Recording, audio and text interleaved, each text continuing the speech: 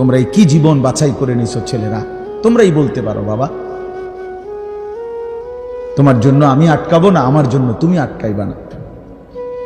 কেউ কারোর জন্য আটকাবে না ছেলেরা, মনে রাখো। একদিন তোমার বাপের মতো করে কবরে চলে যাও। এই যাই দৌড়ঝাঁপ করছে বেচারা কামাই করার, একদিন দেখবা তোমার রাইখা সে চলে গেছে। একদিন তুমিও চলে যাইবা, এই বন্ধু বান্ধব আড্ডা এগুলো সব থাইকা যাবে। দুনিয়ার জায়গায় থাকবে। তুমি মরবা যেদিন, আমি মরবো যেদিন, সেদিনও সূর্য উঠবে, চাঁদ উঠবে, পৃথিবীর এই ব্যস্ততা থাকবে, মানুষের দৌড়ঝাঁপ থাকবে, দোকানপাট সব খুলবে, বাজার ব্যবসা চলবে, শুধু আমি নাই।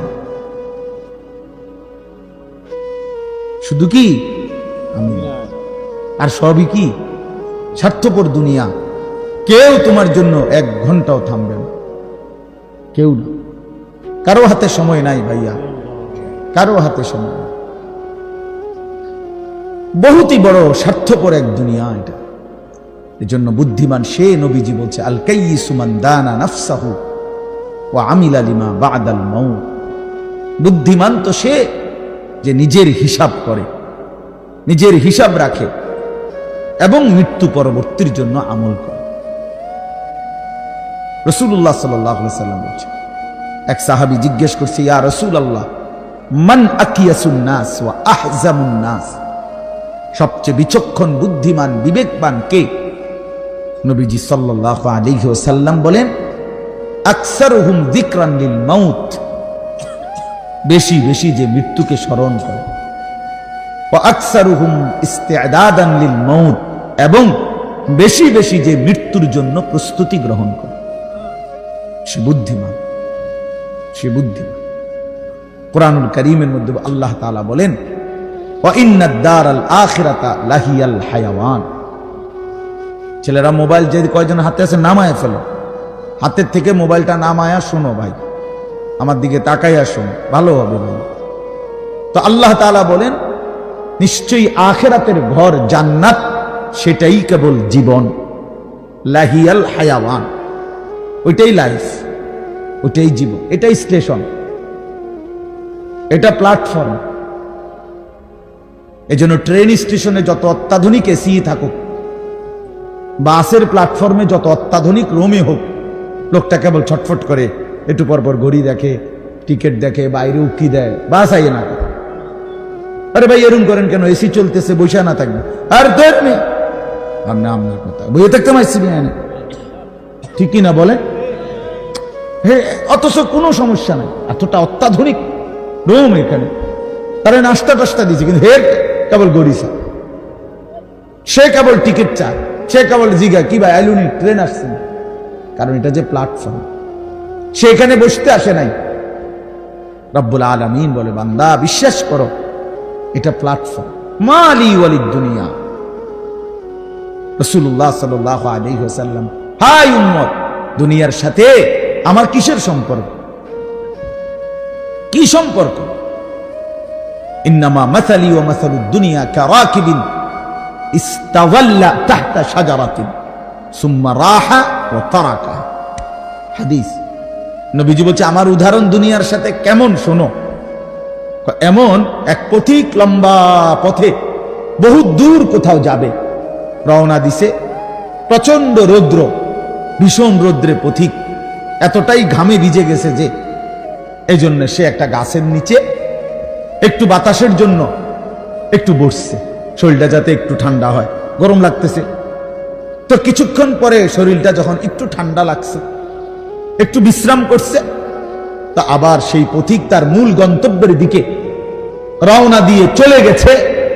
তারা কাহা, গাছটাকে গাছের জায়গাতেই রেখে গেছে। নবীজি বলেন, ঠিক এমন আমি তো আখিরাতের পথিক, আমি তো জান্নাতের যাত্রী, আমি তো আখিরাতের মুসাফির, আমি তো যাচ্ছি সেখানে।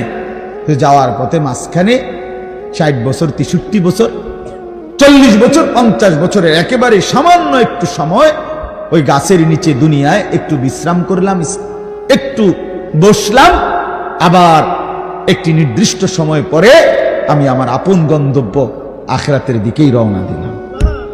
দুনিয়ার জায়গায় রয়ে গেল।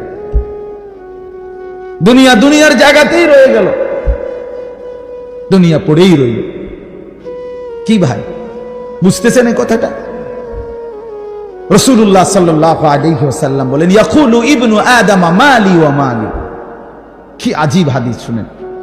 নবীজি বলেন, হায় বনি আদম সারাক্ষণ কেবল বলে আমার মাল, আমার মাল।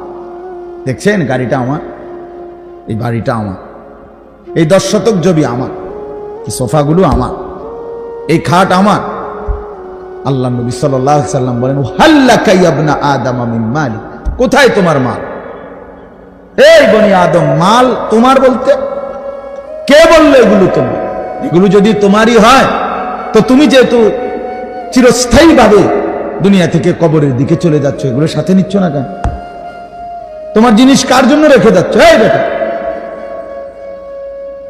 ওয়া হাল্লাকা ইয়া ইবনা আদম মিন মালি। কিরে বনি আদম, তোর মাল কই?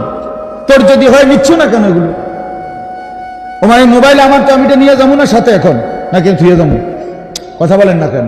তো তুমি তো দুনিয়া থেকে চলে যাচ্ছ, তো নিচ্ছ না কেন এগুলো? তোমার 10 শতক জায়গা নিবা না? সোফা এগুলো কই রাখা যাচ্ছ? এগুলো নিয়ে যাও, বিল্ডিং নিয়ে যাও। তাইলে দেখে বুঝেই নাও বান্দা, উম্মত তোমার হলো কোত্থেকে? তোমার কেবল 3টা মাল, 3টা জিনিস তোমার। নবীজি নিজে বুঝে, ইল্লা মা আকালতা ফাআফনাইতা। যা সরাসরি তুমি খাইয়া শেষ করছো, খাইছিলা, এটা তোমার। আও লাবিস্তা ফাআবলাইতা। যেটা সরাসরি তুমি গায়ে দিছিলা, পরছিলা, পোশাক তোমার গায়ে, পড়তে পড়তে এটি পুরান হইছে, সিরিয়ালাইছো, এগুলো তোমার। আও তাসাদ্দাকতা ফাআমদাইতা। আর যা আল্লাহর রাস্তায় খরচ করেছ, দান, সাদাকা, যাকাত, ফিতরা, হ্যাঁ, হজ উমরার জন্য, গরিব দুঃখী, মসজিদ, মাদ্রাসা, এতিম, গরিব, অসহায় ইত্যাদি ইত্যাদি, যেগুলো তুমি কি করছিলা? সাদকা, খরচ করছো আল্লাহর পথে। ফাআমদাইতা, সেটা তুমি আখিরাতে পাঠাইছো, সেটা পৌঁছে। এই 3টা তুমি। ওয়ামা সিওয়া যালিকা, আর এই ছাড়া বাকি সব ফাযাহিবুন, তোমার থেকে সরে যাবে, চলে যাবে। ওয়া তারিকুহু লিন্নাস, মানুষের জন্যই রেখে যাবে। কি অসাধারণ হাদিস, কি চমৎকার ভাবে নবীজি ব্যাখ্যা করে বুঝাইছেন। ইয়াতবাউল মাইয়িতা সালাসাতুন ফায়ারজিউ ইসনান ওয়া ইয়াবকা ওয়াহিদ। নবীজি বলেন, মানুষের কবরস্থানে 3 জিনিস তার সাথে যায়, 2টা ফিরে আসে, একটা থেকে যায়। একটা থেকে যায়, যাওয়ার সময় যায় 3টা। 1 নম্বর মালুহু ওয়া আহলুহু ওয়া আমালুহু। তার কিছু মাল, ওই যে লাশের খাটিয়া, আগরবাতি, এই জাতীয় সামান্য কিছু মাল তার, এগুলো তার সাথে যায়। তার পরিবারের, এলাকার কিছু সদস্য সাথে যায়, আর তার সারা জিন্দেগীর আমল সাথে যায়। তো ফায়ারজিউ আহলুহু ওয়া মালুহু, অতঃপর তার মাল আর তার বংশধর ফিরে চলে আসে। ওয়া ইয়াবকা আমালুহু, কবরে শুধুই তার আমলটুকু থেকে যায়। কি সুন্দর হাদিস, চিন্তা করে দেখেন। রাসূলুল্লাহ সাল্লাল্লাহু আলাইহি সাল্লাম বলেন, নবীজি বলেন, লাউ আন্না লি ইবনি আদামা ওয়াদিয়াম মিন যাহাবিন। উম্মত শুনো, বনি আদম কত লোভী, শোনো, মানুষ কত লোভী হয়। দুনিয়া লোভী কি পরিমাণ লোভী হয়, যার কলজার ভিতরে একবার আখিরাত ভুলে গেছে। বিশ্বাস করেন ভাইয়া, ছেলেরা তোমরাও বোঝো ভাইয়া, দুনিয়া যার কলজার ঢুকছে, নারীর লোভ, সম্পদের লোভ, অর্থের লোভ, নেতাগিরির লোভ, তো আল্লাহ রাসূল সাল্লাল্লাহু আলাইহি সাল্লাম বলেন, এই দুনিয়া লোভীকে, বনি আদমকে যদি একটা পাহাড় পরিমাণ স্বর্ণ দেওয়া হয়, লা আহাব্বা আন ইয়াকুনা লাহু ওয়াদিয়ান, সে মনে মনে চাইবে যদি তাকে 2টা পাহাড় স্বর্ণ দেওয়া হইতো। একটা পাহাড় মানে কি 200 কেজি মাটি, হ্যাঁ, কথা বুঝছেন? একটা পাহাড়ের মধ্যে 200 কেজি মাটি, তো টনে টনে মাটি, টনে টনে মিলিয়নে মিলিয়নে মাটি। মদিনার উহুদ পাহাড় 8.5 কিলোমিটার লম্বা, এত বড় পাহাড়, এত দূরত্ব, এত উঁচা যে মসজিদে নববীর এখান থেকে বারান্দা থেকে সেহেন থেকে দাঁড়াইলেই কি দেখা যায়? উহুদ পাহাড় দেখা যায় প্রায় 4 কিলো 4.5 কিলো দূরে, কিন্তু এখান থেকে স্পষ্ট পাহাড় দেখা যায়, এতটা উঁচা। তাহলে এত উঁচু এত লম্বা পাহাড় স্বর্ণ বানিয়ে দিলে আল্লাহ নবী সাল্লাল্লাহু আলাইহি ওয়াসাল্লাম বলেন সে আরো একটা চাইবে। এরপরে নবী বলেন, শোনো বনি আদম, হায় বনি আদমের মুখ ভরবে না কবরের ওই মাটি মুখে মারা পর্যন্ত।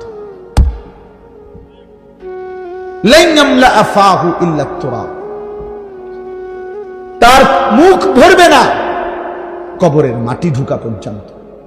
আরে শুনেন আশ্চর্য, ছেলেরা বোঝো, শোনো মিয়া, বাবারাও শোনেন, আশ্চর্য কথা হলো এই যে হাদিস, এটা আমি বললাম না যে বনি আদমকে যদি একটি পাহাড় স্মরণ দেওয়া হয় সে আরেকটি পাহাড় চাইবে এবং তার মুখ ভরবে না, কি ছাড়া? বলেন না, কি ছাড়া? এটা তো কি হাদিস, এটা কি? কিন্তু হযরত উবাই ইবনে কাব রাদিয়াল্লাহু তাআলা আনহু একজন বড় সাহাবীর নাম। সাহাবীদের মধ্যে সবচেয়ে সুন্দর কোরআন শরীফ যিনি পড়তে পারতেন, সাইয়্যিদুল কুররা, কারীদের সর্দার ছিলেন উনি। সাহাবীদের মধ্যে সবচেয়ে সুন্দর কোরআন পড়তেন উনি। কোরআনুল কারীম এত সুন্দর পড়তেন যে আল্লাহ তাআলা সরাসরি নবীজির কাছে জিবরাইল পাঠাইয়া আদেশ করছে, বন্ধু আপনি উবাই এর জবান দিয়া কোরআন শরীফ শোনেন। শুনেন, ওই পড়লে আমার আরশ কাইপা ওঠে। শুনেন, শুনেন, আমনে শুন। আল্লাহ নবী সাল্লাল্লাহু আলাইহি ওয়াসাল্লাম এই সাহাবীকে ডাক দিয়া বলছে, উবাই ইকরা আলাইয়াল কোরআন, কোরআন শরীফ পড়ো, শোনাও। তিনি বলেন, আমি শোনাবো আপনাকে? আমরাই তো শুনি আপনার থেকে, আপনার সামনে আমি কোরআন পড়বো এই সাহস তো আমার নাই ইয়া রাসূলুল্লাহ। আল্লাহ নবী সাল্লাল্লাহু আলাইহি ওয়াসাল্লাম বললেন, আল্লাহ তাআলা তোমার নাম বলে আমাকে আদেশ করেছেন তোমার জবানে কোরআন শুনতে। উনি 3 বার জিগাইছে এই কথাইটা। এরপরে আসাম্মানি আল্লাহ, ইয়া রাসূলুল্লাহ আল্লাহ আমার নাম নিছে? বলে তোমার নাম? আমার নাম? হ্যাঁ তোমার নাম। আমার নাম? বলছে হ্যাঁ তোমার নাম। ফাবাকা,